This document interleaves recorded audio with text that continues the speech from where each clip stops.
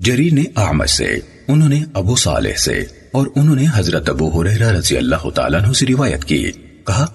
کی، کہا رسول اللہ صلی اللہ علیہ وسلم نے فرمایا، اللہ عز و جل فرماتا ہے، میرے بارے میں میرا بندہ جو گمان کرتا ہے میں اس کو پورا کرنے کے لیے اس کے پاس ہوتا ہوں، جب وہ مجھے یاد کرتا ہے تو میں اس کے ساتھ ہوتا ہوں، اگر وہ مجھے اپنے دل میں یاد کرتا ہے تو میں اسے دل میں یاد کرتا ہوں، اور اگر وہ مجھے بھری مجلس میں یاد کرتا ہے تو میں ان کی مجلس سے اچھی مجلس میں اسے یاد کرتا ہوں، اگر وہ ایک بالش میرے قریب آتا ہے